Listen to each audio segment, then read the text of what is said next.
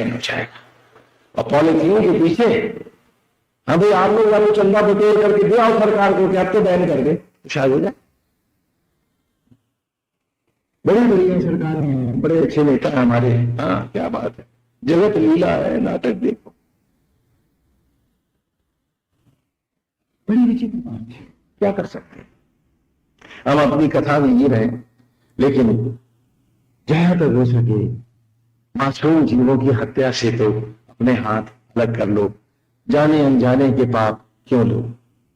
और ये संकल्प ले लो कि अव्वल तो पॉलिथीन का इस्तेमाल ही नहीं करना, और करना भी है तो उसे सड़कों पर नहीं फेंकना, और उसमें ऐसी चीजें नहीं फेंकनी कि लोग के कारण कुत्ता खा ले, मिठाई मीठे के चक्कर में, अथवा गाय खा जाए और उसकी निर्मम हत्या हो जाए।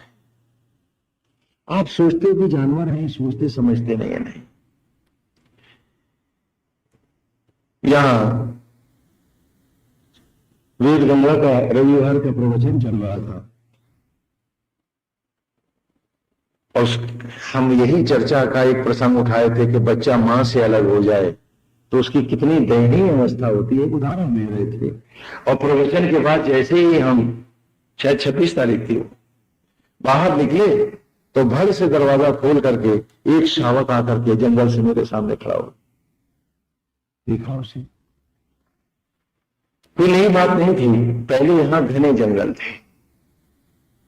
हाँ, जब हमको यहाँ रोकने की बात हुई थी तो 18 बाई 5 मील यानी 90 मील का यहाँ जंगल रिजर्व फॉरेस्ट बनाया गया था कि स्वामी जी रुकेंगे यहाँ, और ये था कि जंगल रिजर्व रहेगा, आगे 20 किलोमीटर भी नहीं है और पेड़ भी कट गए सब। तो तब ये घने जंगल थे, तो हमको ये लगा कि चलो हिमालय ही है, अच्छा है। तो जब भी वो निकलते थे सारे जानवर आकर के घेर के बैठ जाते थे। अरे क्योंकि यहाँ भाषा की भी कोई समस्या नहीं थी तो मजे में बीत रही थी, और धीरे धीरे ये नगर बसने लगा। और अब तो जंगलों का पता नहीं है। हाँ, और तब वो सब आके बैठ जाते थे। अगर कोई जानवर चुटा गया, किसी पोर्चर ने गोली मार दी, तो भी लड़खड़ाता हुआ भेड़िया हो, लगा भगा हो, या जिसे आप नील गाय कहते हैं, हाँ वस्तुतः ये क्रॉस ब्रीड है, सांबर है ये, तो वो भाग करके, हिरन है ये एक तरह से, ये भाग करके आ जाते थे। तो लड़कों को अलीगंज वहां हजरतगंज भेजना पड़ता था, क्योंकि महानगर में भी खेती थे, सब जंगल था। तो वहां से दवाइयां मंगाना, उनके बुलेट्स निकालना, इंजेक्ट करके स्टिचेस दे करके 6-7 दिन में ठीक करके लौटा देते थे। और कभी किसी ग्रुप को किसी जानवर ने या किसी 2 पैर वाले जानवर ने बंदूकें लेकर के भगाया, और उनके बच्चे जो घबराते थे तो सीधे आश्रम भाग आते थे। फिर 2-3 दिन के बाद वो ग्रुप आकर के उन्हें बाहर से पूछता था, बाबा है क्या? तो हम लाइन में खड़े कर देते थे, इतने सारे हैं जिसके हैं ले जाओ। तो अगर उनके जितने होते थे ले जाते थे, और बाकी बोलते थे दूसरा ग्रुप को बता देंगे, वो आएगा, वो आके ले जाता। जब वो बच्चा भीतर आया तो हमने पूछा, कुछ बता नहीं पाया। रात को हमने लड़कों से कहा बाहर बैठ जाओ, हो सकता है इनका झुंड जाए, हाँ तो देख लेंगे। तो रात भर हम पहरे पे बैठे रहे, कोई नहीं आया। और सवेरे जब भीतर आने लगे तो एक और बच्चा, छोटी सी बच्ची हमको मिली, शावक, झाड़ियों में छिपी बैठी थी, कुत्तों के नोचे हुए थे। उसको भी भीतर ले आए। तब उसने इसको बताया, मादा ने नर को बताया। उसने कहा कि हम दोनों की माताएं तो मारी गई।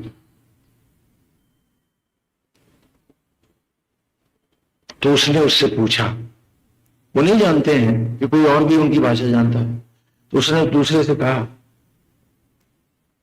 उसने पूछा कैसे?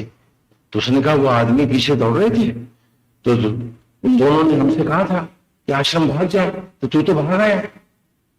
लेकिन मैं मां को नहीं छोड़ पाई, मैं मां के पेट के साथ सट के भाग रही थी, और तभी एक काली नाल से धड़ाक हुई और वो भी गिर पड़ी, तेरी मां भी गिरी, और वहीं खून का फवारा फूटने लगा। बल बल बल बल करता खून बहने लगा। तो उसने कस के लात मार के कहा, जाती क्यों नहीं उसके पीछे, आश्रम जा, नहीं तो तू भी नहीं बच पाएगी, ये हत्यारे तुझे भी मार देंगे। तो मैं जब तक वहां पहुंचती गेट बंद हो गया था, तो मैं झाड़ियों में छिप गई। उसने कहा एक और भी आया था, वो गोमती नगर चौराहे, ये जानकीपुरम चौराहे पर उसे कुत्तों ने पकड़ के नोच लिया, नोच रहे थे, मुझे नहीं मालूम, वो तो मर ही गया होगा। अब बेशक जब हम लोग वहां गए तो उसकी लाश पड़ी हुई थी। तो उसके बाद उसने, मादा ने नर से कहा कि तुम्हें नहीं लगता कि मां ने हमको गलत जगह भेज दिया है, क्योंकि ये भी तो वैसे ही है, वो काली नाल वालों जैसे। अभी दरवाजा खुलेगा, धड़ाक होगी, हम दोनों मर जाएंगे। तो नर उठा और मादा के आगे बैठ गए, छोटे छोटे बच्चों की बात कर रहे, उसके आगे जाके बैठ गया। कहने अगर धड़ाक हो ना तो मैं गोली खा लूंगा, तू भाग जा। और फिर उसने उसको दूसरी तस्वीर दी कि अभी यहाँ एक गोरा सा लड़का आएगा दूध का कटोरा लेके, यहाँ कोई धड़ाक नहीं होती। और तभी ये बालक राम गोविंद उनको दूध लेके गया। तो हमको लगा कि कितना घनघोर कलयुग है आज, जाने कौन सुनेगा कथा हमारी, किसका धुलेगा जीवन। आज हिंसक पशु भी हमसे लज्जित हैं। हमने तो धरती का हर पाप अपने सर पे उठाया। और तब हम उनके पास गए और उन्हीं की भाषा में कहा कि अब तुम कहीं नहीं जाओगे, ये आश्रम तुम्हारी मां बनेंगे और तुम सुखी रहोगे, हम तुम्हें बांधेंगे भी नहीं, स्वतंत्र रहोगे तुम हमारे पास। लेकिन क्या हम उनको वो खुले जंगल दे सकते हैं? छोटी सी चार दीवारी में वो कितना खेलते। एक तरह से जेल का जीवन हम उनको दे पा रहे हैं। जिन्हें स्वतंत्र विचरण करना था और जिनकी रक्षा के लिए प्रभु ने मनुष्य को बनाया था, आज माली बाघ नोच रहा है, बाघ के पशु पक्षियों को खा रहा है। हाँ, और हम बात करते हैं सनातन धर्म की और सत्संग की।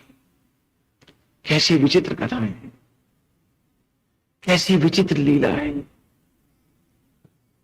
आज वो आपके आश्रम में खेल रहे हैं। नाग भी यहां आता है तो अपने को सुरक्षित मानता है, क्योंकि यहां कुत्ते के साथ लिपट के नाग खेलते हैं। और बंदर जंगल से आते हैं तो राजा की वो जो कुत्ता है, इसको अक्सर आपने देखा, ये मेरे तखत के नीचे बैठ के सत्संग सुनता है और समाधि लेता है। उसके जुए निकालते हैं और वो सबको खाना खिलाते। हाँ, सांप और नाग इकट्ठे बैठते हैं, लेकिन इतनी सी चार दीवारी भरी तो है। जबकि सारा संसार कृष्णमय गोविंदमय होना चाहिए, लेकिन हम हैं कि देवत्व प्रकट हो रहा है, मत रहे हैं हम सब अपने आप को। अमृत निकला, असुर पी गए, मकान खा गए, दुकानें खा गए, विषय खा गए और देवत्व प्यासा है। गीता में भगवान कह रहे हैं कि हे अर्जुन, गोविंद कहते हैं हे अर्जुन,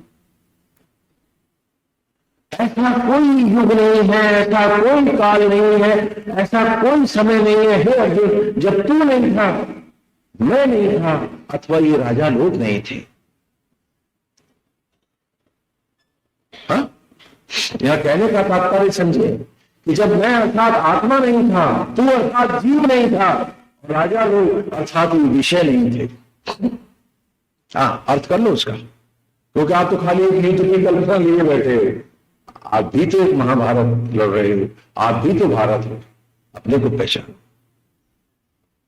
लेकिन हे अर्जुन, हर युग में हर काल में हम थे, तुम थे, ये राजा लोग भी थे, लेकिन बाकी सब अपने पिछले जन्मों का ज्ञान नहीं जानते हैं, क्योंकि वे आवागमन को प्राप्त होते हैं। और मैं आत्मा हूं, मैं योग माया से प्रकट होता हूं। हमारा आत्मा जब मरा ही नहीं तो उसका पुनर्जन्म कैसे करोगे? वो तो योग माया से ही तो प्रकट होगा।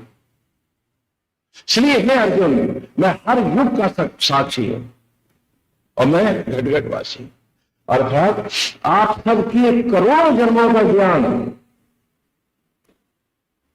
आत्मा में है, भीतर है। ताला बंद है, चाबी खो गई और बाहर भीख मांग रहे। एक मकान देते, एक नौकरी देते, कुछ बच्चे थे। जो खुल जाए अंतर का द्वार तो आज सब अरबपति हैं अमृत ज्ञान से। अमृत का कुंड लबालब भरा है, लेकिन आप हैं कि भीतर जाने को राजी नहीं है, सड़कों पे झोली फैलाए भीख मांगते हैं। मंदिर में भी आते हैं तो भीख मांगते हैं। एक शेपक देता हूं। एक बार महाविष्णु और लक्ष्मी गगन से जा रहे थे।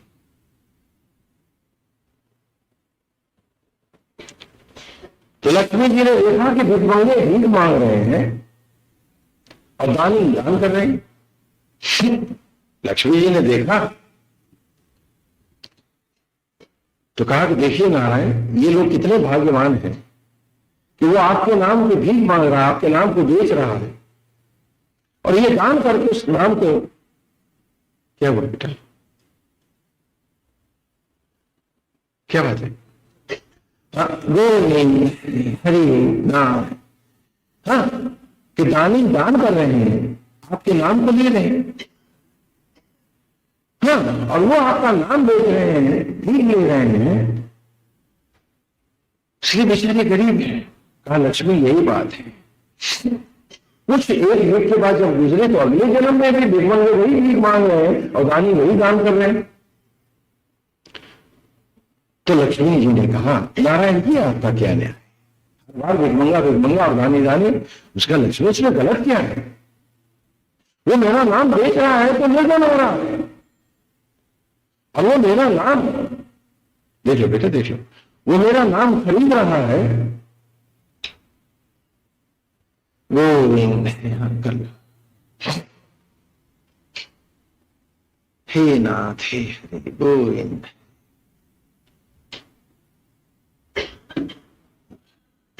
कुछ गड़बड़ हो गई क्या तेरी? हाँ?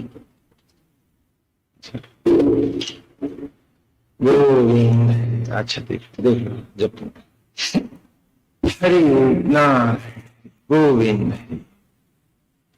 हे नाथ हे हरि गोविंद। तो कहा कि वो तेरा नाम बेच रहा है, वो मेरा नाम बेच रहा है, वो निर्धन है और वो उसमें दान देकर उस नाम को प्राप्त कर रहा है, वो धनी तो होगा अगले जन्म में। कहा नहीं, वो आपके नाम की महिमा नहीं जानते हैं। आप कहो मैं थोड़ा सा एक उलट फेर करो, लक्ष्मी कर ले तो खुद ही रोएगी।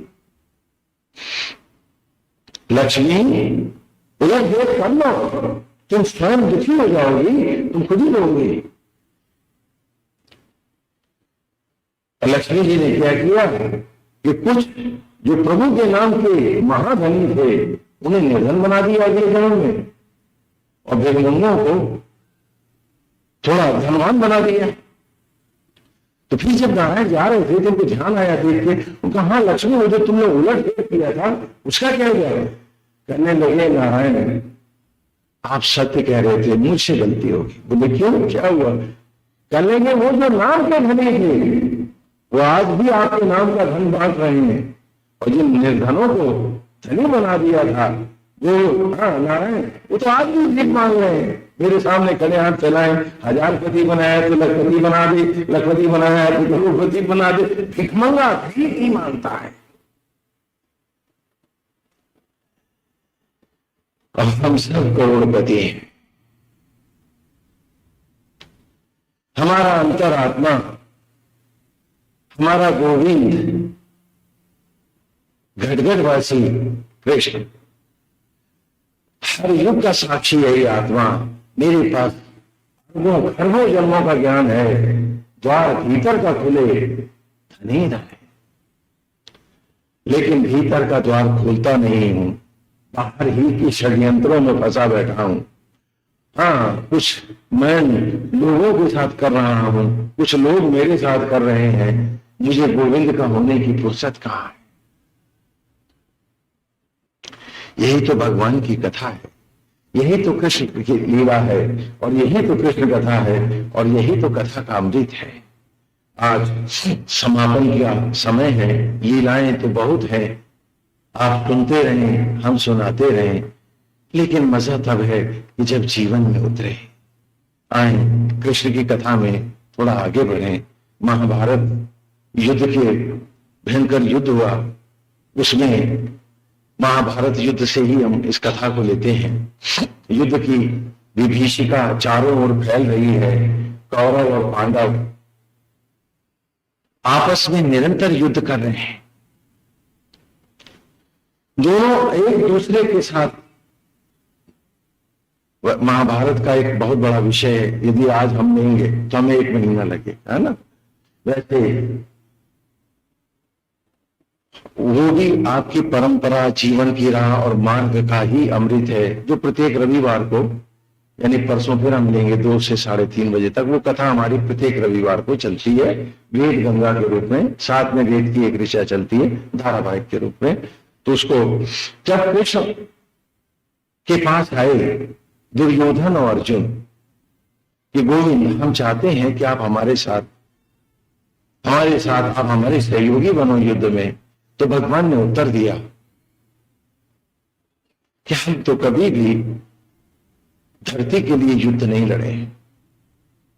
कृष्ण ने कहा कि जब हमने हथियार उठाए थे बाल रूप में भी, तब भी हमारे यही संकल्प थे कि हम निरीन सताए हुए अबलाओं की रक्षा के लिए, जीवन का अमृत पिलाने के लिए ही हम अस्त्र और शस्त्र को धारण करेंगे।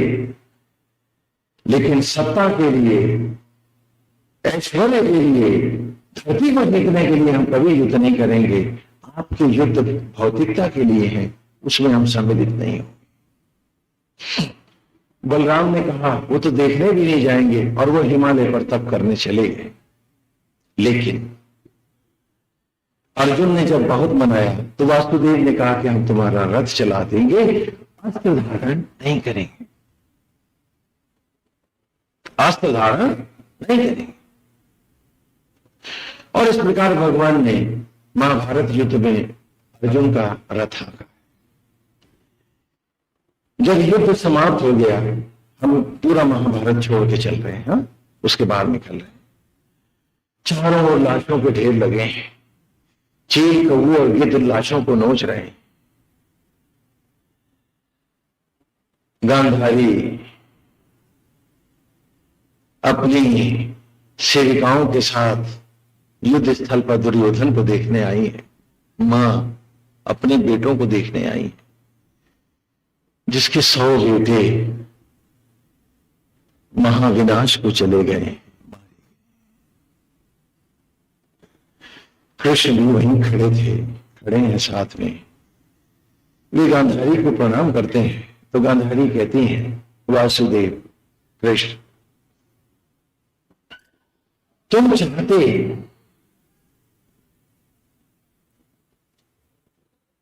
तो ये युद्ध समाप्त हो सकता था, ये युद्ध नहीं होता।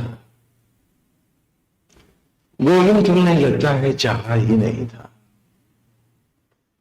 जो महलों में कोमल गद्दों पर सोए होते, सोने का जिनका सौभाग्य था, शव बने चट्टानों पर पड़े। आज कुरु वंश का महाविनाश हुआ है, और कृष्ण तुम विरक्त भाव से तटस्थ होकर इस युद्ध को देखते रहे। तुम भूल गए कि इनमें ये पति भी हैं, भाई भी हैं, और किसी के पुत्र भी हैं। विलाप करती हैं गांधारी।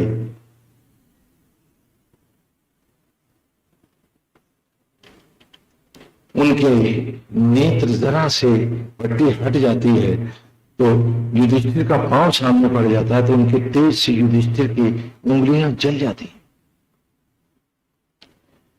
और तब वो कृष्ण की ओर कहती हैं कि कृष्ण, आज मैं तुम्हें एक श्राप दूंगी, मैं तुम्हें अभिशप्त करूंगी कि जैसे आज ये लाशें सोई हैं, आज ये जो योद्धा यूं बिछे पड़े हैं शमों की भांति, कल यादव सेनाओं का भी यही होगा। आज से ठीक 36 वर्ष बाद कृष्ण तुम्हारा भी वध होगा। अब भगवान कहते हैं, मुस्कुरा के कहते हैं कि हे पवित्र तपस्विनी गांधारी, मैं तुम्हारे श्राप को शिरोधार्य करता हूं। और अचानक चौंक उठती हैं, कहती हैं कि मेरे आराध्य गोविंद, भावावेश में मैं क्या गई, प्रभु मैंने जो कहा है वो सब निष्फल हो जाए। तो भगवान मुस्कुरा के कहते हैं, गांधारी जो तूने कहा है वो अवश्य होगा। जो तूने मुझे अभिशाप दिया है मैं उसे वरदान देता हूं कि ऐसा ही हो, ऐसा ही हो। अब भगवान चले जाते हैं। यादव सेनाओं ने असुरत्व को मिटाने के लिए उस युग में, इतिहास में भी कई क्षणों में ले चलते हैं आपको, असुरत्व को कि जो गुलाम बनाएंगे, जो बहन बेटियों को जीने नहीं देंगे, जो निरीह और सताए हुए लोगों को गुलाम दास बना करके मानवीय मूल्यों की हत्या करेंगे, कृष्ण उन्हें जीने नहीं देंगे। और ये युद्ध हमारे मृत सागर तक हुए। वार ऑफ एटलांटिस, जिसको आज भी सारा वेस्ट जानता नहीं है लेकिन सोच के कांप उठता है, वह हमारा किया हुआ है कि जो मानवता को जीने नहीं देगा, जो मानवीय मूल्यों की हत्या करेगा, जो निरीह पशु पक्षियों को सताएगा, हम उनके जीने के अधिकार से हम उन्हें वंचित करेंगे। असुरत्व को, गंदी भावनाओं को हम सदा के लिए मिटा देंगे।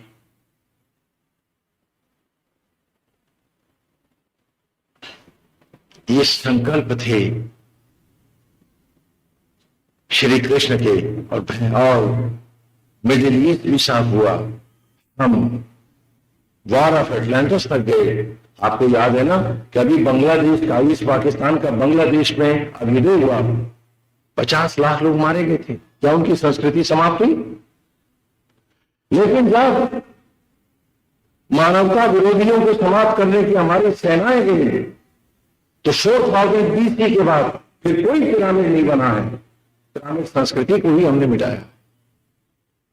भावना क्या थी कि राजा को मम्मी बना करके सुला दो, आचार्य शुक्र आएंगे, दैत्याचार्य शुक्राचार्य आएगा और संजीवनी मंत्र से हमारे राजा को जीवित करेगा।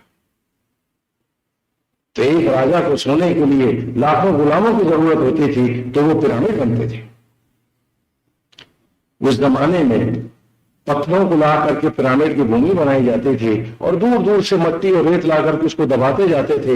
लाखों आदमी ढोते रहते थे, भारी भारी चट्टानों को दब के मरा करते थे और इस प्रकार भीतर बाहर बालू से उसको बराबर करते जाते थे, दूर से लाते थे और इस तरह पिरामिड बनाए जाते थे। और फिर वही खुदी बन करके मट्टी को निकालते थे, तब वो पिरामिड सजता था। डोला वोला तब नहीं बनता करता था, जैसे अभी आप डोला बांध करके और सिर डालते हैं, वो युग ऐसे नहीं थे।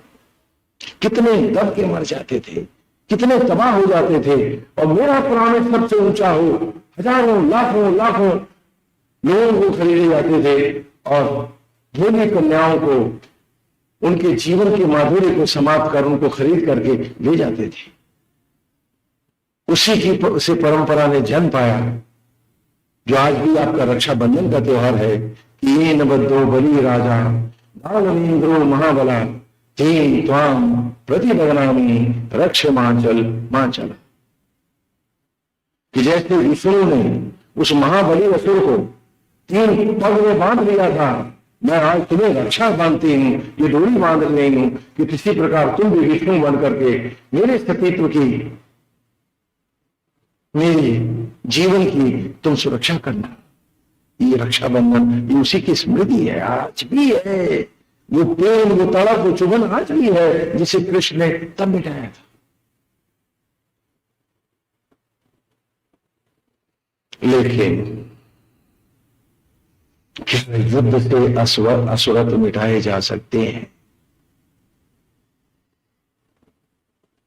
क्या बुराइयों को अस्त्र और शस्त्र से काट सकते हैं? नहीं। एक छोटा सा क्षेपक देते हैं आपको कि हम कौन हैं, कैसे जिए। इन कथाओं में भगवान हमें क्या दे रहे हैं कि महाराज दशरथ के यहां विश्वामित्र आए हैं। वो विश्वामित्र जो महातपस्वी है, जो त्रिशंकु को भी गगन दे सकता है, जो नई सृष्टि करने में समर्थ है, ऐसे विश्वामित्र महाराज दशरथ के यहाँ आए हैं। कहते हैं कि असुर लोग मुझे बहुत सताते हैं, इसलिए मैं राम को यज्ञ की रक्षा के लिए चाहता हूं। क्या बात है! देखो देखो कथा समझो, समझो इसके मार्ग को जाना। इसके दशरथ जी कहते हैं ये तो बालक है, मुझे ले चलो, मेरी सारी सेना ले चलो। कहा नहीं, मुझे तो राम ही चाहिए। और राम और लक्ष्मण को साथ लेकर के ही वो जाते हैं। और आपने लीला कथा में भगवान की जाना है आत्मा क्या है और योग स्थित मन क्या है। तो जहां आत्मा वही लक्ष्मण है, तो दोनों चल देते हैं। तो जब उनको ले जा रहे हैं तो मन ही मन विश्वामित्र जी मुस्कुराते हैं कि कितना भोला है दशरथ, कहता है सेना ले जाओ।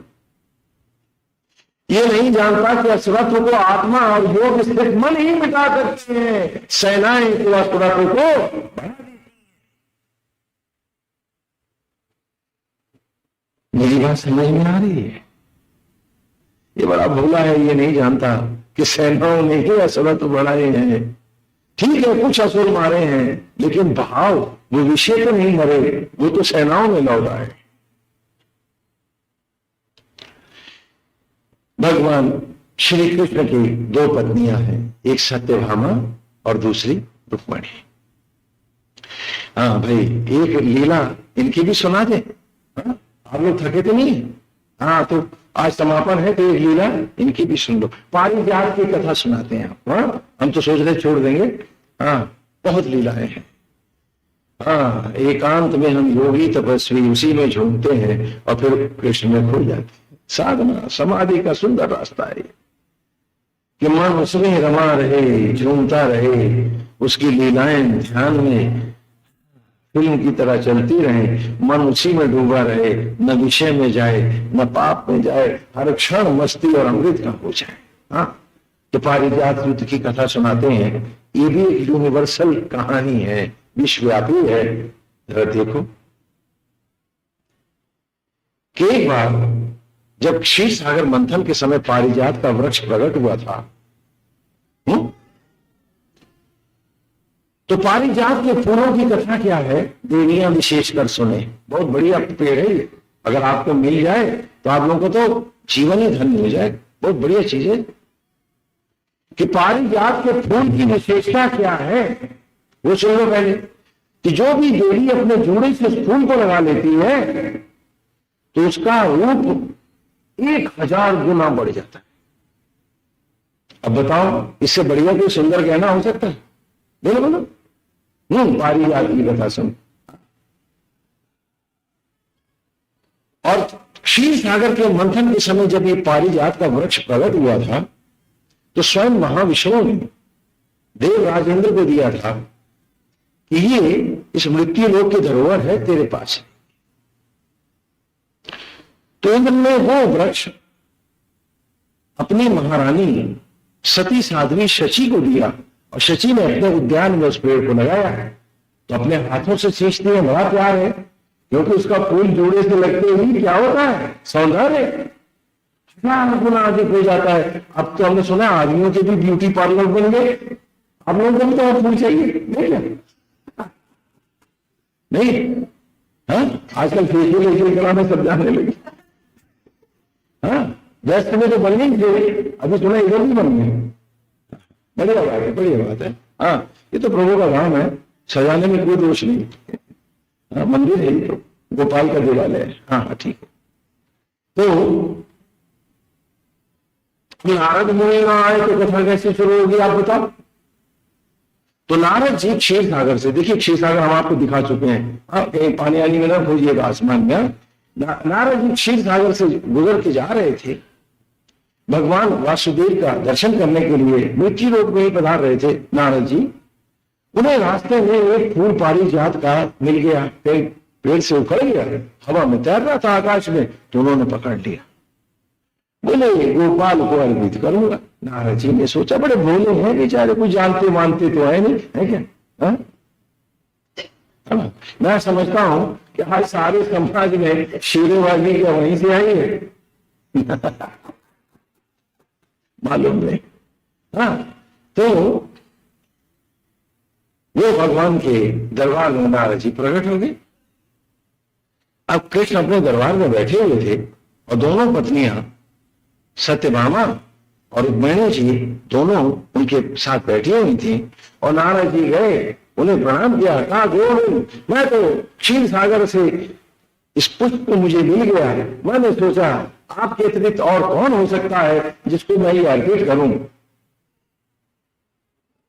ये पुष्प की विशेषता ये है गोविंद कि जो देवी इसको जूड़े से लगा लेती है, नारद जी ने कहा उसका सौंदर्य 100 गुना अधिक हो उठता है। और ले करके फूल भगवान के हाथ में रख दिया उसने। अब कन्हैया घूम गए, फूल हो गया और देवियां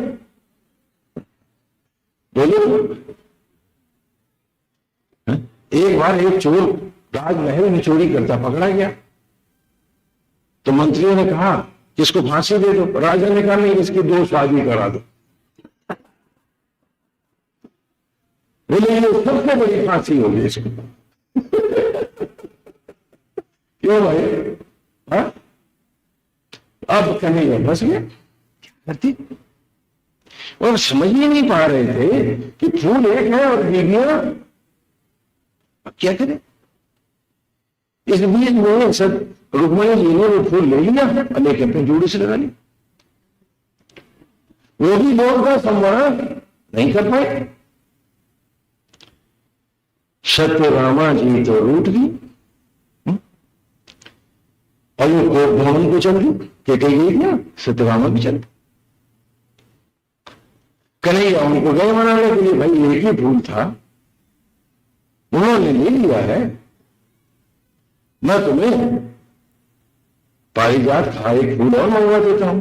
बोली नहीं, कहां पर था जब कृषि सुखाने, बड़े दरबार में तो मेरा अपमान हो गया ना, मैं तो अब अन्न जल का त्याग करूंगी। हाँ हाँ।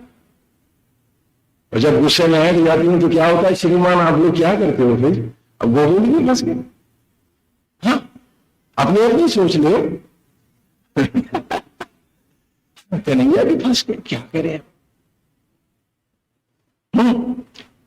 क्या हमको फंसा दिए गए, अब क्या करें?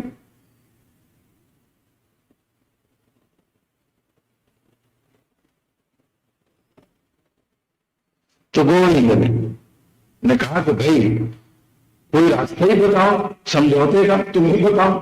हाँ? बोली मुझे एक फूल से गुजारा नहीं होगा। बोले तो बोले मुझे पूरा पेड़ ला दो। हर रोज मैं एक फूल मैं दूंगी रुक्मणी जी को। कलेजा तो तभी ठंडा होगा ना आपका, क्यों नहीं है? तो गोविंद ने कहा अच्छा भाई मंगाते हैं। कहा नारद जी भगवान आपने आग लगाई थी। शैतान ने कहा ना मैं कुछ गड़बड़ नहीं करता, लोग फालतू में मुझे बदनाम करते। कहा नहीं भाई हमने सुना है, सभी कहते हैं कि तू ही शैतान है, तू ही हर जगह हर एक के सुखों का विनाश करता है। कहना मैं क्या करता हूं, देखो ये रसगुल्ले में शीरा है, उठा के थोड़ा सा उसने एक बूंद दीवार पे लगा दी शैतान। कहने लगे ये बूंद शीरा दीवार पे लगाना कोई शैतान ही है, उनका दिखती तो नहीं है। और थोड़ी देर में उसको पतंगा आ गया शीरे पे, और पतंगा जो बैठा तो चिपक गया, तो चाटने गया था उसे फंस भी गया थोड़ा। छिपकली ने देखा तो उसको खाने के लिए झपटी, और दूर बैठी एक बिल्ली छिपकली को देख रही थी, उसने मारा जंप। बीच में हलवाई खोलता हुआ दूध का लोटा ग्राहक को दे रहा था, वो लोटा हवा में उड़ गया, और जितने बैठे थे सब पे जो खड़े थे वहां हलवाई की दुकान पे, सब पे खोलता हुआ दूध पड़ा, वहां तो मार पीट लूटपाट शुरू हो। शैतान कहने लगा देखा बाकी काम तो मैंने नहीं किया, मैंने तो खाली शीरा लगाया। तो कहा नारद जी आप तो लगा गए। महाराज आपने तो लगा दिया, अब आप ऐसा करो इसका शमन भी आगे करो। कहने गोविंद क्या करूं, आप जो आगे करो वही करो, मैं तो आपका दास हूं। नारायण मैं तो आपका भक्त हूं, मैं तो नारायण नारायण आप ही का तो उजागर करता हूं। कहने लगे जाके इंद्र से कहो भले कुछ दिन के लिए वो पारिजात का पेड़ दे दे, सत्यभामा को मनाकर मैं पुनः लौटा दूं। नारद जी कहने लगे देखा ना अभी तक अनएम्प्लॉयड चल रहे थे, अभी एम्प्लॉयमेंट देंगे। आप लोग क्या भी होता ना, उन्होंने जरा सा शीरा लगाया और आपको आपके मुंह से कटवा दिया, अब बढ़िया अच्छा चाय उड़ेगी मिठाइयां उड़ेंगी, चौधरी जो उड़े। तो नारद जी भी चौधरी हो गए। और जाकर देवलोक जा पहुंचे, कहने लगे देवेंद्र देवेंद्र, मैं बहुत जरूरी काम से तुम्हारे पास आया हूं। हुआ ये कि मैं क्षीर सागर से जा रहा था और मुझे वहां तैरता हुआ एक पारिजात का पुष्प मिला और वो मैंने गोविंद को अर्पित किया। रुक्मणी जी ने अपने जूड़े से लगा लिया है और सत्यभामा को सुहाया नहीं है, वो को भवन में चल दी है। तो गोविंद ने कहा है कि भले कुछ दिन के लिए तुम मुझे पारिजात का पेड़ दे दो और उनको मना के मैं लौटा दूंगा। तो देवेंद्र कहने लगे, नारद आप कैसी बात कर रहे हैं? हमें कौन नहीं जानता है कि कृष्ण स्वयं महाविष्णु का पूर्णावतार है। वे तो मेरा मान वर्धन गिरिराज को उठाकर कर चुके हैं, गोवर्धन को धारण करके उठा चुके हैं। मैं उनको जानता हूं, ब्रह्मा जी ने भी हाँ उनकी परीक्षा ली है। तुम्हें कौन नहीं जानता है नारद? और क्षीर सागर मंथन के समय इन्होंने ही तो मुझे वृक्ष दिया था, मैं मंगवाए देता हूं, आप ले जाओ। नारद को लगा ये तो सेठ में दे रहा, कुछ मजा तो आया नहीं, है ना? है ना? कुछ मजा तो आया नहीं, सीधे का रथ आगे तो बढ़ा नहीं। क्यों भाई? उनका जल्दी का मामला है, उन्होंने खाना पीना छोड़ रखा है। आप कहो तो मैं भी दूध के साथ जाकर सीधा महारानी शची से पेड़ लेता हूं, उनके भी दर्शन कर लूंगा और चला जाऊंगा। आपकी इच्छा। अब नारद जी जब पहुंचे महारानी शची के पास तो कहने लगे, देवी शची बहुत जल्दी है, मुझे वो पारिजात का वृक्ष दे दो, क्योंकि कृष्ण जितना सत्यभामा को प्यार करते हैं इतना कोई भी पति अपनी पत्नी को नहीं करता। और क्षमा करना देवेंद्र भी इसका अपवाद नहीं है। बोल तुमने यहां भी शीरा लगा दिया? हाँ क्या? हाँ? बोले वो भी इसका अपवाद नहीं है। और सत्यभामा रूठ गए हैं, वो तो अनजल छोड़े बैठे हैं, आप पेड़ दो मैं लेके जाऊं। जिस ढंग से उन्होंने बात करी शची भी चिन्ह गई, कहने नारद जी उल्टे पैर वापस जाओ, पेड़ नहीं मिलेगा। अब मानेंगे तो हमारा नहीं देते। नारद जी चल दिए, कहने देंगे तुम्हारी पतिव्रता पत्नी ने, देखो हाँ शीरा फिर लगा। ये शीरेबाज लोग ऐसे करते हैं कि बोले तुम्हारी पतिव्रता पत्नी ने तुम्हारी आज्ञा की अवहेलना कर दी, पेड़ देने को मना कर दिया। चंद्री में बड़ी आग में खुला हो गए, ये क्या? और कहा कि आज से बैठो नारद जी मैं जाता हूं। पहुंचे वहां तो आगे से तभी बैठी, कहने की देवी आप वृक्ष ले जाए, परंतु मेरी प्रार्थना भी सुनते जाए कि मुझे अग्नियों में प्रवेश करने का अधिकार दी जाए। आपकी पत्नी होकर भी मुझे वो प्रेम न मिला जो सत्यभामा कृष्ण से पा रही है। हाँ शीरा काम कर रहा।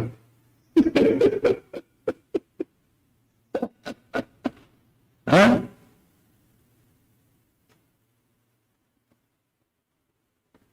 कैसी जीने का क्या मतलब? देवी ने समझाया कि रानी शची आपको भ्रम हुआ है, आप हमारी प्राण वल्लभा हैं, आप हमारा सर्वस्व हैं।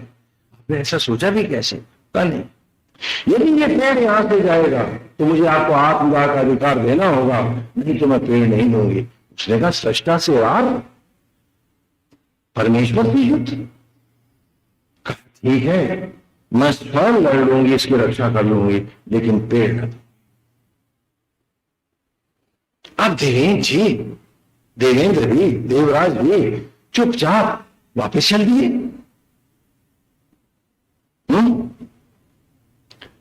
अब व्यक्ति जब घर से पिट के आता है, क्षमा करना आप लोग बैठे हो, आप लोगों को तो अनुभव है, तो बाहर जाके थोड़े घर से बाहर तो मूसों का सवाल होता है ना। कहने लगे नारद जी मैंने मार्ग में ही इस बात पर विषय पर चर्चा करी कि शची ने जो किया है वो बिल्कुल सही है, उचित है। तो बोले क्या उचित है, क्या उसने उचित किया? बोले कि वो पेड़ तो देवलोक की धरोहर है, वो मृत्यु लोक को तो दिया ही नहीं जा सकता, ये हम उनको कैसे दे सकते हैं? ये तो देवलोक की धरोहर है, ये तो उनको दे ही नहीं जा सकती। तो सारे देवताओं ने कहा कि देवी ये आप क्या कह रहे हैं? बृहस्पति भी समझा रहे हैं, लेकिन इंद्र ये कैसे कहें कि कहां से वो देती ही नहीं? ये तो नहीं कह सकते, इज्जत का सवाल है ना भाई। क्यों भाई, आप लोगों के सामने भी तो ऐसी समस्याएं आती है ना। हाँ, तो ये बेचारे कैसे कहें? कहने लगे नहीं, ये तो देवलोक की धरोहर है और ये मृत्यु लोक नहीं जा सकती। तो उन्होंने कहा, देवताओं ने कहा कि क्यों कर रहे हो? लेकिन इंद्र थे कि माने ही नहीं, बोले हम पेड़ नहीं देंगे। वो इंद्र तो देवेंद्र पेड़ देते नहीं है। नारद जी लौट आए और लौट कर नारद ने कहा, नारद ने लौट करके कहा कि वासुदेव वो पेड़ नहीं दे रही है, इंद्र ने मना कर दिया है, कहा कि हम पेड़ कदापि नहीं देंगे। तो वासुदेव ने कहा कि फिर जाओ और उसको समझाओ कि पेड़ को तुरंत देंगे और हम कुछ दिनों में ही उसे लौटा देंगे, और यदि वो आनाकानी करेंगे तो भी पेड़ तो हमें अब लाना ही है। हम युद्ध करके उसके माल का मर्दन करके हम उस पेड़ को उठा ले जाएंगे। नारद तुम जाकर के फिर समझाओ। नारद गए और नारद ने जाके कहा कि देवी मुझे भगवान श्री कृष्ण ने भेजा है और कहा है कि पेड़ दे दो, नहीं तो तुम्हारा मान मर्दन करके मैं पेड़ को ले जाऊंगा। देवेंद्र ने कहा उनसे कहो ले जाए, पेड़ मैं नहीं दूंगा, वो चाहे तो मुझको जीत ले और पेड़ ले जाए। और दोनों में भयंकर युद्ध शुरू हो गया। ध्यान से सुने कथा को, ये रहस्य लीला है। हाँ, सावधान रहिएगा, क्योंकि जब लौटेगी तो सब आगे भी आएंगे। हाँ, ये धर्म की कथाएं हैं, ये ऐसे नहीं है। दोनों में भयंकर युद्ध शुरू हो गया। एक सृष्टा, दूसरा रक्षक, दोनों अजर अमर। कौन मरेगा? भयंकर युद्ध है। पशु पताग्नियों से, देवास्त्रों से, ब्रह्मास्त्रों से ये आपस में जूझ गए हैं। युद्ध है अंतहीन। पृथ्वियां, ग्रह, नक्षत्र आज समय महाप्रलय जाने की तैयारी में है। सारे ऋषि समझाते हैं कृष्ण से कि आप सृष्टा होकर संहारक बन गए थे। इंद्र को समझाते हैं कि देवेंद्र तुम रक्षक होकर भक्षक बन गए थे। अरे इस अंतहीन युद्ध को रोको, इस युद्ध की विभीषिका का अंत करो। कृष्ण कहते हैं वो पेड़ दे दे, मैं युद्ध रोक देता हूं। देवेंद्र कहते हैं युद्ध उसने शुरू किया है, वो रोक दे तो युद्ध तो रुका ही हुआ। और दोनों लड़े जा रहे हैं। तब सारे ऋषियों ने मिलकर एक सभा करी। हाँ, देव गुरु बृहस्पति और सभी ने मिलकर के, ऋषियों ने मिलकर के, जो पुनीत ऋषि हैं सनातन धर्म के, जो अजर अमर हैं, उन सब ने एक सभा करी और सभा करके इन दोनों को गगन वाणी से संबोधित किया कि कृष्ण और इंद्र हम तुम दोनों को आदेश देते हैं। अभी तक प्रार्थना थी, अब आदेश है तुमको कि तुम दोनों युद्ध को समाप्त कर हमारी सभा में प्रकट हो। यदि तुमने अंतहीन युद्ध को नहीं समाप्त किया तो हम तुम दोनों को अनंत अनंत काल तक अभिशप्त कर देंगे। तो भगवान भी ऋषियों के श्राप का सम्मान करते हैं। हाँ, दोनों युद्ध को समाप्त करके ऋषि सभा में प्रकट हो गए। देवगुरु बृहस्पति भगवान श्री कृष्ण के साथ थे, है ना। वे तो विष्णु के भक्त हैं और शिव के भक्त हैं, ये तो ब्रह्मा के भक्त हैं। दोनों ने इंद्र का साथ छोड़ दिया और वो भगवान श्री कृष्ण के साथ हो गए। तो शुक्राचार्य को दिखा कि ये मौका है विष्णु से बदला लेने का, वो इंद्र के साथ बन गया, उसके सहयोगी बन गए, वो उनके साथ हो गए। और ऋषियों की सभा में आप ध्यान से सुने, क्योंकि कथा अब रहस्य के अनावरण की ओर, रहस्य लीला अब खुलने जा रही है, ध्यान से सुने। वो दोनों प्रकट हो गए तो ऋषियों ने कहा कि कृष्ण और इंद्र तुम दोनों ने असमय एक युद्ध का आरंभ किया है, तुम दोनों लड़ना चाहते हैं ना, युद्ध करना चाहते हैं। तो आज हम सब ऋषि इस निर्णय पर पहुंचे हैं कि कृष्ण और इंद्र युद्ध करें। तुम लड़ना चाहते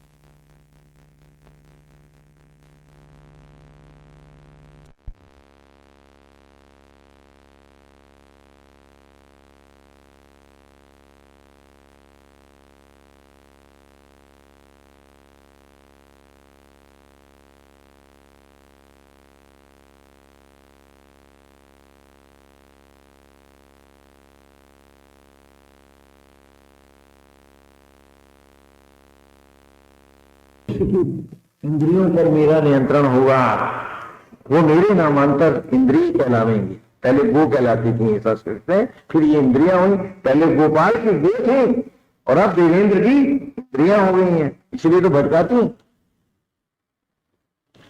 इन्हीं के द्वारा तप और साधना होती थी, आज यही हमारे भटकाओं का कारण बन जाती। कहानी हमारी है, गुरुकुल में हम बच्चों को सुना रहे हैं, उनको उनका परिचय दिला रहे।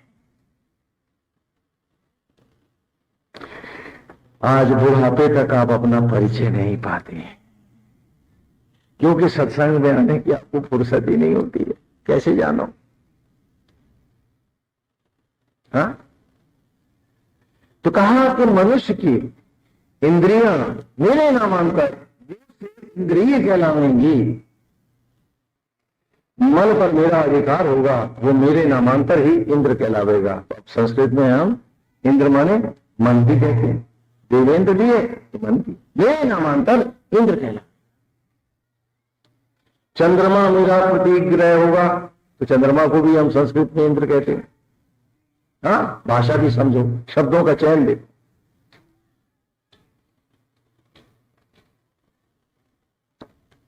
और उत्पत्ति पर, काम पर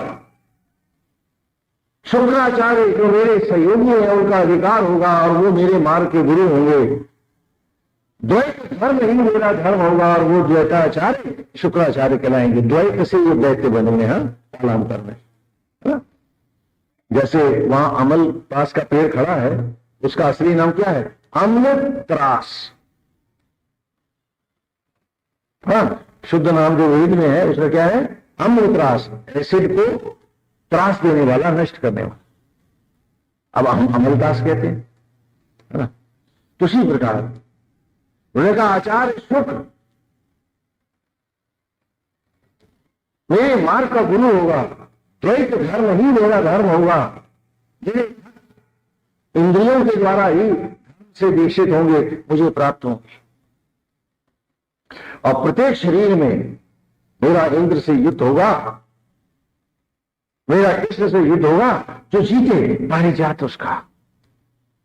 तो सारे देवताओं ने कहा ये तो अन्याय है, क्योंकि 10वीं इंद्रिय में तो सारा शरीर आ गया।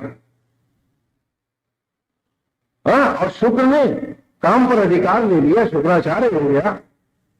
हाँ, इसके मार्ग का गुरु हो गया, मन पर इसका अधिकार हो गया, इंद्रियां इसकी हो गई।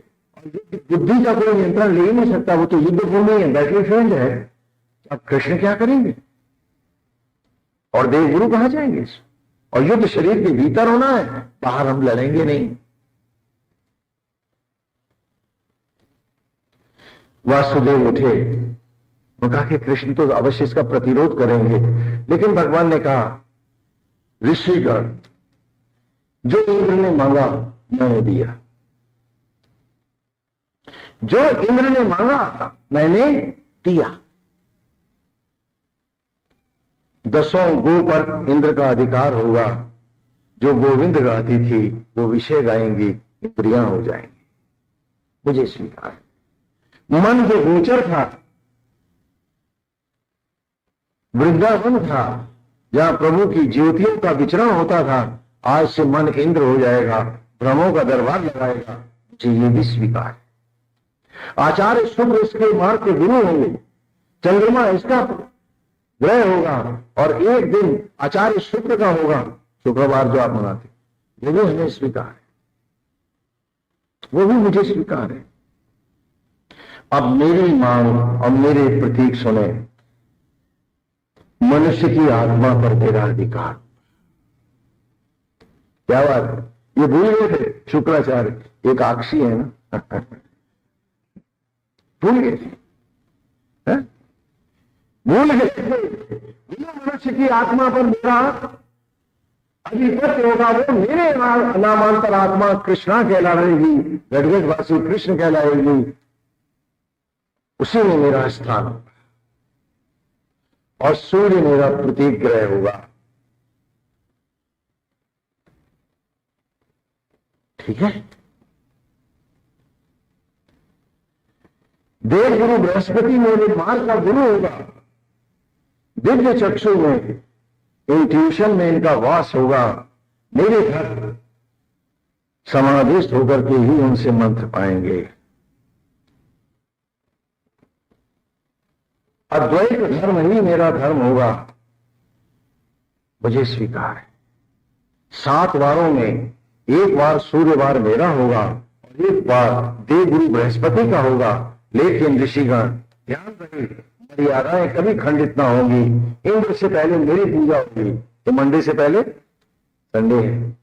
इंद्र से पहले मेरी पूजा होगी और आचार्य से पूर्व गुरु पूजे जाएंगे।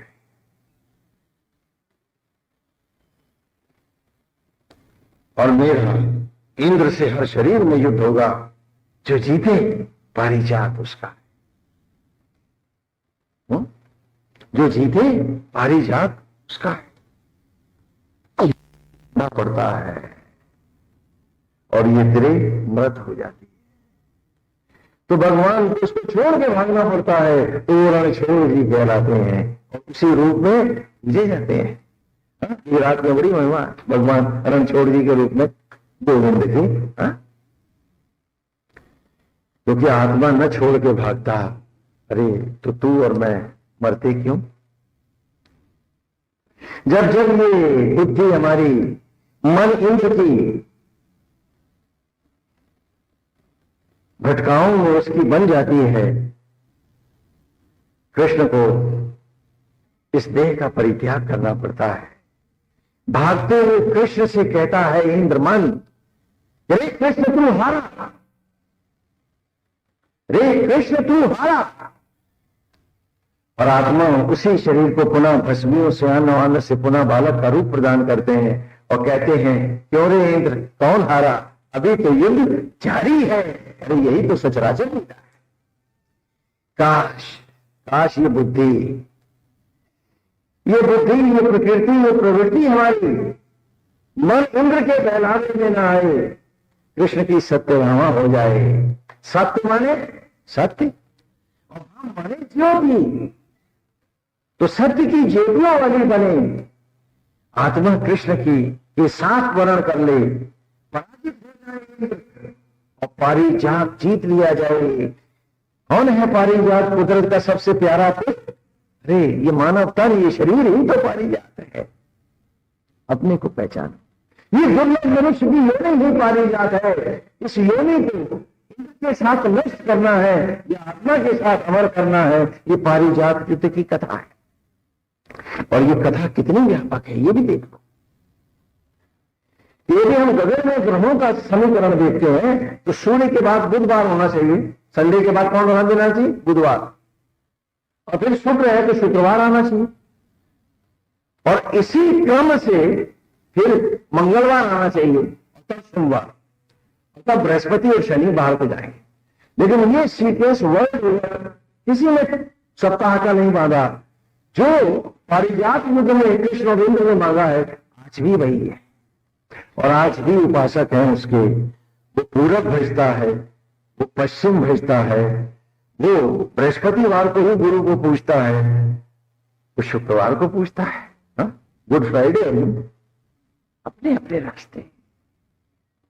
सारा संसार आज भी दो रागों में भटा है। हम सबको सोचना है कि हमें देवगुरु बृहस्पति को मानना है या द्वैत धर्म को मानना है, हमें कृष्ण की ओर जाना है या विषयों में भटक जाना है।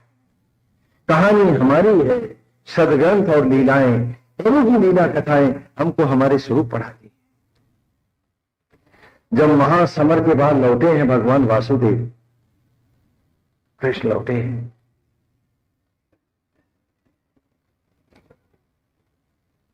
तो उनके बेटे सांब ने, छोटा है वो, बड़े बेटे तो जो रुक्मणी नंदन है वो तो प्रद्युम्न है, प्रद्युम्न के पुत्र अनिरुद्ध हुए। कृष्ण जब द्वारिका छोड़ के चले गए और ये ध्वस्त हो गई, तब अनिरुद्ध ने ही आकर उनको जेल बनाई है जिसका आप दर्शन करने मथुरा में, यानी भगवान के पौत्र आए थे, उन्होंने बनाया था अनिरुद्ध ने, उनकी स्मृति। गोविंद स्वयं नहीं पधारे। और जहां तक हमको उस जेल की कल्पना है, वो ठीक यमुना नदी के किनारे थी, ये जरा बीच शहर में है, तो जाहिर है कि स्मृति चिन्ह बनाते वक्त शायद थोड़ा आगे पीछे भी हो गया। हाँ, तो सांब जो उनका बेटा है कृष्ण का, उसने अपने सखाओं के द्वारा उकसाए जाने पर एक बाण बकरे को मार दिया, और वो बाण जब बकरे को लगा और गोविंद को पता चला, वसुदेव टूट गए कि मेरी पशु का वध मेरे बेटे ने किया है। उसी समय माता में, पिता में दोनों ही प्रकार से संबंध है इनका कृष्ण से। वेद व्यास पधारे तो श्री कृष्ण ने अपनी जंघाओं पर सारे अस्त्र तोड़े थे भगवान ने, इतिहास लीला में भी रहे, और सारे अस्त्र शस्त्र अपनी जंघाओं पे तोड़ के अपने के बाद वासुदेव ने एक बात कही थी, उसे मत भूलना। उसने कहा कि पितामह, अस्त्र और शस्त्र असुरत्व को बढ़ा तो सकते हैं, मिटा नहीं सकते। जिस पाप को, असुरत्व को मिटाने के लिए हमने अस्त्र उठाए थे, आज वो हमारी सेनाओं में लौट आए। असुरत्व को तप, साधना और सत्संग ही मिटा सकता है। सबको जीत करके भी मुझे पराजय की पीड़ा लग रही है, गोविंद कहते हैं, और सारे अस्त्र तोड़े और कहा कि मुझे वानप्रस्थ धर्म, और उन्होंने इन्हीं से वानप्रस्थ धर्म लिया था, फिर इन्हीं से संन्यास हुए। और ऐसे ही समय में देविका के तट पर 3 नदियां हैं, वहां पर देविका, हिरण्या और सरस्वती हमारी कथा समापन की। देविका, हिरण्या और सरस्वती 3 नदियां हैं, आज भी है। ये स्थान वेरावल के पास है, क्योंकि द्वारिकाएं भावनगर से लेकर के और सिंधु नरेश की सीमा तक थी 100 द्वारिकाएं, जैसा कि पहले भी हम आपको बता चुके। ये मध्य भाग है उसका, जहां सोमनाथ का मंदिर है उसी के पास मूल द्वारिका, और कृष्ण वहीं पर थोड़ी दूर पर देविका के तट पर समाधि तप कर रहे थे। वे संन्यास को प्राप्त हो चुके हैं, घनघोर तप कर रहे हैं। उद्धव को भी आए, रोए और चले गए। सांझ ढल रही है, ये प्रथम दिन की कथा है, हम उसी को संक्षेप में अब थोड़ा समापन है। सांझ का झुटपुटा है, वासुदेव ध्यानस्थ है। उन्होंने गांधारी से कहा था कि तू अपने श्राप को वापस मत ले, मैं इसे व्रत करूं। 36वां वर्ष। सारे यादव सागर के किनारे खेलने के लिए गए हैं। मूसल की कथा है, एक पेट में कपड़ा बांध करके एक लड़के को ले गए थे, सांभे ही ले गए थे, और ऋषियों के साथ मजाक करने लगे, खिलवाड़ करने लगे। इसके पेट में बच्चा है, उसको औरत के कपड़े पहना के बताइए क्या होगा। तो ऋषि ने कुपित होकर कहा कि मूसल होगा और उससे सारा यदुवंश का नाश हो जाए, क्योंकि दंभ तुम्हारे सर चढ़ा है, दंभ तुम्हें मिटा जाए। मजाक करते हो तपस्वियों से, व्यंग करते हो उन पर। और उन्होंने जब जाके कपड़ा हटाया तो मूसल था। तो उन्होंने दाऊ से जाके कहा कि ये बात हो गई है, लड़कों की ठिठोली में अनर्थ हो गया है। उनका इसको पीस करके और सागर में फेंक दो। उसी से सागर की घास उग गई है और वो खेलने गए और उस घास की सींगों को लेकर के आपस में युद्ध का नाटक करने लगे, और वो सारे यादव उसी सींगों से मार दिए गए और वे सारे मर गए। उधर ने पूछा था गोविंद से, गोविंद बताएं, आप तो जा रहे हैं, आप कह रहे जाने की बारी है, आप मृत्यु लोक को छोड़ के जा रहे हो, गोविंद इन वीर यादवों का क्या होगा? तो कृष्ण ने भी उधर से कहा था, उधर ये सब सागर के किनारे मर जाएंगे, सागर के इस किनारे की घास इनको मार डालेगी। क्यों कहा था? कभी सोचा आपने क्यों हुआ ऐसा? सागर के किनारे की घास को हम क्या कहते हैं? डूबते को तिनके का सहारा। डूबते को तिनके का सहारा। बैठे सागर के किनारे की घास, और तुम सबने भी तो डूबते को तिनके का सहारा मानकर जो बैंक बैलेंस, जो नाता, घर परिवार बसाया है, क्या उन्हीं की चिंता, उन्हीं का दुख, उनकी पीड़ा तुम्हें तिन तिन के नहीं मारती? हम सब सागर के किनारे मरते हैं, और जिन्हें हम सागर के किनारे की घास अर्थात अपना डूबते को तिनके का सहारा मानते हैं, वो सहारे ही तो हमें मारते हैं। बोलो क्या ये सच नहीं है? बोलो क्या ये सच नहीं है? कौन है जो पड़ोसी या अथवा अनजान व्यक्ति की चिंता में मरा है? सब अपनों के मारे ही तो मरे हैं। गोविंद कहते हैं कि जब जब धरती का मानव इस प्रकृति सचराचर से अपने को काट कर अलग कर लेगा और उसके उद्देश्यों को भूलकर एक आसक्त जीवन जीने लगेगा, उसकी उपलब्धियां ही उसके विनाश का कारण बनेंगे, और यूं ही तो हम सब मर जाते हैं। वो मर गए हैं और गोविंद समाधिस्थ हैं। सांझ का जुटपुटा है, रात गहराती है, और सब सवेरे थोड़ा थोड़ा उजाला होने का भी समय बाकी है, ब्रह्म मुहूर्त है, अंधेरा चारों ओर है। एक बहेलिया देखता है पीपल के पेड़ के नीचे, उसे एक चमकती हुई आंख से दिखाई पड़ती है, भगवान का टखना चमक रहा है तप के तेज से। वो समझता है ये हरण की आंख है, बाण मारता है, बाण मारता है वो, और बड़ा प्रसन्न होता है कि बाण सही स्थान पर लगा है। लौट के आया, तलवे में उसने बाण मार दिया है, विषैला बाण है वो, और वो हरणे नहीं, एक समाधिस्थ तपस्वी है, एक योगी है, एक सन्यासी है, और सबसे बड़ी बात वो तो अतीत का द्वारिकाधीश है, स्वयं कृष्ण।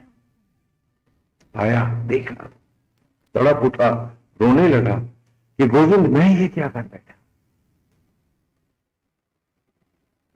मैं ये क्या कर बैठा, नारायण मेरे से ये अनर्थ कैसे हो गया? अरे दिन के धोखे में मैं भूले से आपको बाण मार बैठा। तो भगवान मुस्कुरा के कहते हैं, पगले पहली बार तो तुझे सत्य का दर्शन हुआ है। कहता है धोखे से।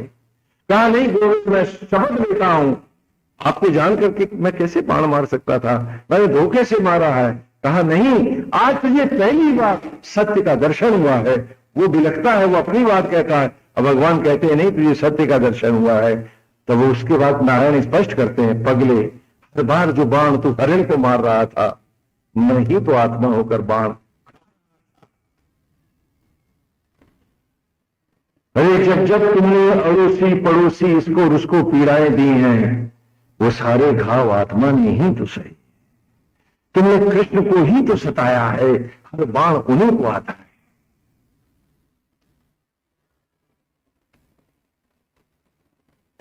तुम दूसरों को आहत नहीं करते हो, तुम दूसरों को पीड़ा नहीं देते हो, हर पीड़ा परमेश्वर को जाती है।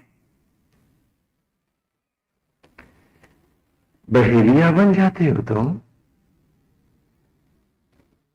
इतने पाप उठाते हो तुम, और भूल जाते हो कि इसके प्रायश्चित क्या हो ही नहीं पाएंगे। कभी किसी को पीड़ा मत दो, गोविंद घटघट वासी हैं, इस सत्य को शिरोधारेगा। अब थोड़ी सी यहां एक लीला सुनाई देते, अंतिम लीला है ये, कि जब बाण लगा तो उनका भगवान का जो पार्थिव था वो देविका में गिरा और एक ज्योति पुंज गगन में स्थित हुआ और लोप हो गया।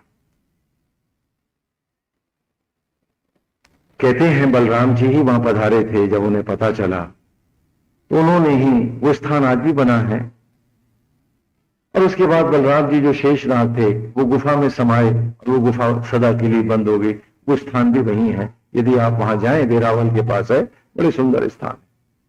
तो 3 नदियां हैं, देविका, हिरण्या और सरस्वती। ये लीला यहां से आरंभ होती है। देविका है, हिरण्या है और सरस्वती नदी है। देविका हिरण्या में तो जल की धाराएं हैं, पानी स्थिर है, बहुत तेज नहीं चलता है। लेकिन सरस्वती में पानी है ही नहीं। लेकिन आज भी जब भक्त जाते हैं तो उसमें 1 फुट गहरा गड्ढा खोदते हैं बालू निकाल के, और द्वारकाधीश का जय घोष करते हैं, बल बल बल बल करता पानी आ जाता है। आप नहा लो, फिर आप टहल के आओगे तो आपको बराबर बालू मिलेगी, कहीं पानी।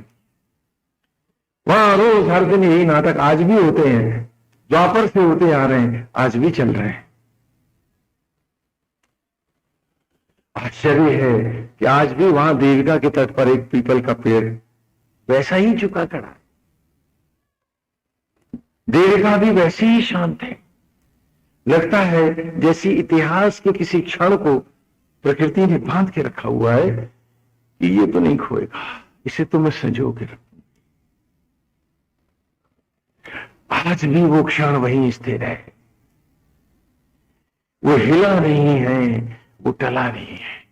अब लीला आरंभ होती है कि जैसे ही वो पार्थिव गिरा है, देह गिरी है, देविका के तट में पानी में एक उबाल सा आया है, ज्वाला सी प्रकट हुई है और स्वयं देविका देवी के रूप में प्रकट हो गई। और उसने हिरण्या और सरस्वती को पुकार करके करो क्रंदन करते हुए कहा है, क्या तो इस धरती पर महान अनर्थ हो गया है, एक ऐसा भयंकर जघन्य अपराध हुआ है, एक वो पाप हुआ है जिसे मैं सह नहीं पा रही हूं। हिरण्या, सरस्वती शीघ्र आओ।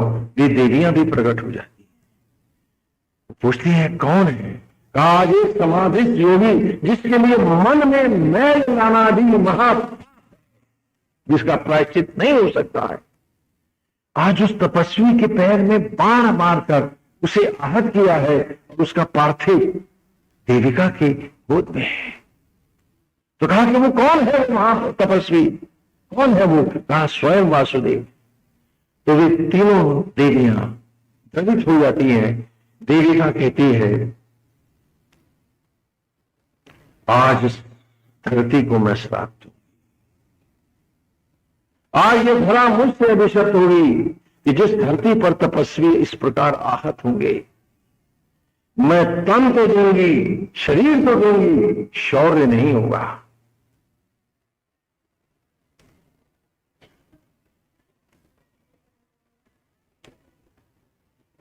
हिरण्य ने कहा कि आज ये धरती मुझसे भी अभिशप्त है कि जिस धरती पर तपस्वी और योगी सताए जाएंगे, मैं तपस्वी तो दूंगी लेकिन तप नहीं होगा। हाँ, बस चंदा महल चलेंगे, तपस्वी तो दूंगी, तप नहीं होगा। और तब सरस्वती ने कहा, आज ये धरा मुझसे भी अभिशप्त हो गई। सरस्वती ने कहा कि मैं ग्रंथ तो दूंगी, ढेर सारे ग्रंथ हैं आपके पास, ज्ञान नहीं होगा। और जब तीनों देवियों ने धरती को अभिशप्त किया तो पुकार कर कहा, सोमनाथ तू खड़ा देखता रहा। ये सागर को पुकारा कि तुम देखते रहे इस प्रलय को, उठो और इस धरती को जल प्लावित कर दो। सोमनाथ तुम मुंह छिपाओ। सोमनाथ सागर में समा गए, जो असली मंदिर था। और जो प्रलय उठी तो द्वारिकाएं डूब गई। और यही कृष्ण ने उद्धव से कहा था कि यहां प्रलय आने वाली है, तू बद्री बन को जा, वो मेरे द्वारा रक्षित क्षेत्र है। और सांकल ने भी किया थे, यहां कोई नहीं बचेगा। सांकल समझते हो? दरवाजे में क्या लगाते हो? कि जिसने मन के द्वार में सांकल लगाई है वही बचेगा, गोविंद पाएगा, बाकी कोई नहीं बचेगा। और वो हुई है। और उसके बाद स्वयं महाविष्णु चतुर्भुज भगवान नारायण प्रकट हुए और उन्होंने तीनों देवियों को पुकारा, हिरण्या, सरस्वती, देविका, ये आपने क्या किया? ये जानते हुए भी बहेलिया और कोई नहीं, धर्मराज स्वयं थे। जब धरती मोहवश मुझे छोड़ नहीं रही थी, मेरे चरणों से लिपट रही थी कि गोविंद आप तो जाने नहीं दूंगी, और देवता प्रतीक्षा कर रहे थे, तो देवताओं ने धर्मराज से कहा कि आप ही जाकर नारायण को सचेत करें। तो धर्मराज ने कहा, ये तो स्वयं नारायण है, मैं उन्हें पाश से तो नहीं बांध सकता, मैं तो उनके चरणों में ही प्रणाम करके सचेत करूंगा। वो तो सचेत प्रणाम था उसका, उसने इंगित किया था कि गोविंद अब जाना है। तो तुमने ये सब जानते हुए भी देवियां हो, तुम ये सब जानती थी, तुमने धरती को श्राप क्यों दे दिया? तो तीनों देवियों ने प्रणाम करके कहा, ध्यान से सुनो इस कथा, यही भगवान की लीला का मर्म स्थल है। कहा कि देख, आप कौन सी लीला कर रहे थे जब हमने धरती को श्राप दिया? तो कहा, समाधि तपस्वी की। कहा, हमने भी लीला में ही श्राप दिया कि नारायण जहां जहां तपस्वी और योगी सताए जाएंगे वो धरती अवश्य अभिशप्त हो जाएगी, फिर वहां जीवन की धड़कन भी न रहेगी। कहा, लेकिन सुनो, इसमें धरा तो अभिशप्त हुई नहीं, अभिशप्त तो मैं स्वयं हो गया तुम्हारे तीनों के श्राप से। तो तीनों ने हाथ जोड़ के कहा, गोविंद इसीलिए तो अभिशप्त किया था। नारायण, स्वर्ग पर वैकुंठ वासियों का ही आप पर एकाधिकार नहीं है। नारायण, आप चले जाएंगे तो इस धरती का, हम सबका क्या हो? और तब गूंजती थी आचार्य के रूप में भगवान वेद व्यास की वाणी, लीलाओं का रहस्य का अनावरण करते थे। और हम बच्चों को पढ़ाते थे कि देविका ही देवकी है, ब्रह्म ज्वाला है, घटघटवासी है, आज भी जवानों को अपने ही गर्भ से बालक का रूप देती है, वही तन देती है। हिरण्या ही यशोदा है, ये सचराचर, ये मां प्रकृति है, ये धरती मां है जो तन का श्रृंगार देती है, जीवन देती है, सब कुछ प्रदान करती है, ये यशोदा है। और सरस्वती ही दादा है जिससे तू ज्ञान की लीला करता। और कहते हैं भगवान वेद व्यास, महाविष्णु अपनी लीलाओं में बालकों तुमको तुम्हारा स्वरूप, तुम्हारा आवागमन, जन्म और मरण, पुण्य और पाप, सारे रहस्य प्रभु अपनी लीला में पढ़ा रहे थे। इस लीला को हृदयंगम करो, देह को शौर्य दो, और कोरे भजन लगाओ, तपस्या को एक अमृत तप दो, ज्ञान के ग्रंथों को न ला दो, उसके मर्म को पालो और उसे जीवन में उतार लो। तुम्हारा जीवन कृष्णमय हो जाएगा, क्योंकि कृष्ण आज भी अभिशप्त है, इसीलिए तो आत्मा होकर हम सब में बंधा। चले गए उनके वैकुंठ को तो धरती वीरान न हो जाती। आओ, इस घटघटवासी लीला का अमृत आनंद उठाओ, आओ इस अमृत में खो जाओ। आज हम संकल्प ले कि गोविंद नारायण प्रभु आपकी इस लीला के अमृत को जो हमने इतने दिन पान किया है अब जाने न देंगे। नारायण, आप आत्मा होकर हम में हो, आप सचराचर में हो गोविंद। अब हम आपके होकर, आपके वाले बनकर जीकर दिखा देंगे। नारायण, हमारा जीवन हे आत्मा, हे जगत पिता, हे घटघटवासी, आपको अर्पित होगा। अब हम किसी को पीड़ाएं नहीं देंगे, कोई कलुषित भाव हमारे मन में नहीं रहेगा। हम आज इस अमृत गंगा में नहाए हैं, अब फिर मैले नहीं। गोविंद, हम तेरी राह चलेंगे और निरंतर सत्संग की ऐसी गंगाओं में अपने मन को धोते चलेंगे। इस अमृत को सदा हम अपने जीवन में उतारेंगे, हम निरंतर इसका पाठ करेंगे, हम इसमें डूबे रहेंगे, हम इसमें खोए रहेंगे।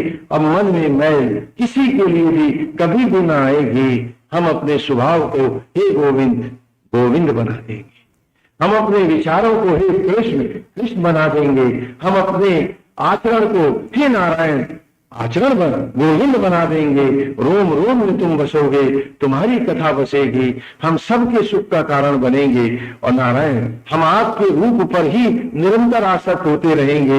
इस रूप को उस रूप में हम ढाल कर दिखा देंगे, ये संकल्प हमारा है। इसी बात से आए सीधे बैठ जाएं, पलकों को झुका दें, कथा का विश्राम करें, सीधे बैठ जाएं और इन्हीं संकल्पों को मूंद के आंख आज आत्मा के सामने हम दोहरा लें कि गोविंद अब भूल न होगी। नारायण, ये अमृत कथा हमारे जीवन में, हमारी सांसों में निरंतर प्रवाहित होती रहेगी।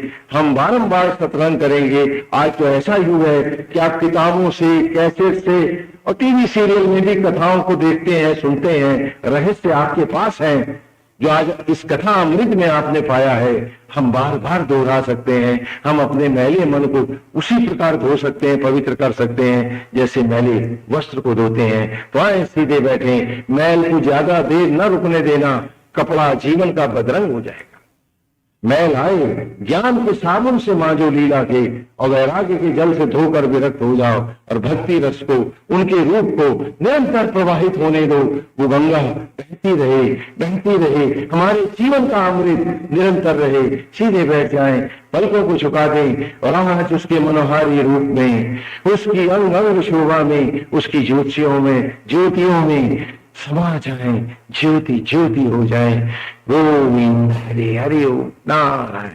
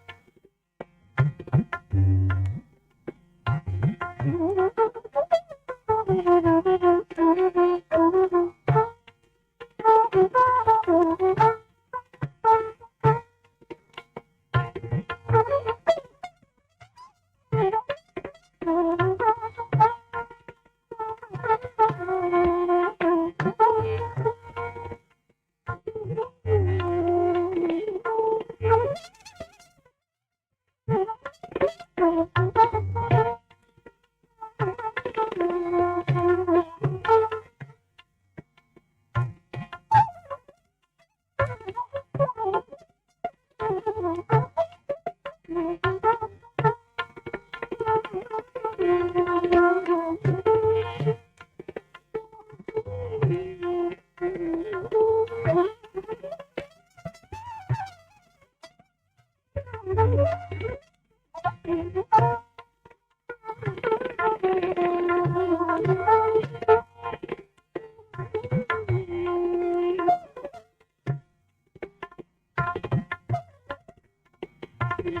you.